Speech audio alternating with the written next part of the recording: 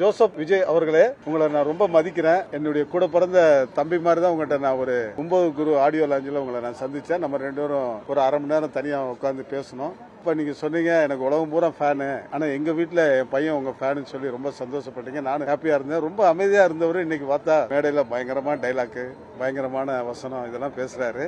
களத்துக்கு வாங்க, களத்துக்கு வந்தாதான் இதுமே வெற்றி தோல்வியை நிர்ணயிக்க முடியும். எடுத்தோடனே இல்ல, அதாவது பேசுறது மேடையில பேசணும். அவரு டைலாக் மாதிரி இங்கிட்டு அங்கிட்டு போறாரு வராரு, வீரபாண்டி கட்டரமம்மா வசனம்லாம் பேசுறாரு. அது அந்த அளவுக்கு மக்கள் பாதி பேர் ஏத்துக்கலாம். கூட்டம் எனக்கு கூட தான் கூடுது. கூட்டத்தை வச்சு எதுவுமே நம்ம கவனிக்க முடியாது. எனக்கும் ரசிகர்கள் ஏகப்பட்ட பேர் இருந்தாங்க. நானும் கட்சி ஆரம்பிக்கணும் ரொம்ப தீவிரமா முயற்சி எடுத்தேன். கடைசியில் என்ன சூழ்நிலை தள்ளிடுச்சு. அதனால என்னுடைய அருமை தம்பி எங்க நின்னாலும் 26ல எங்க நின்னாலும் அவர் எதிர்த்து நிக்க நான் தயாரா இருக்கிறேன்.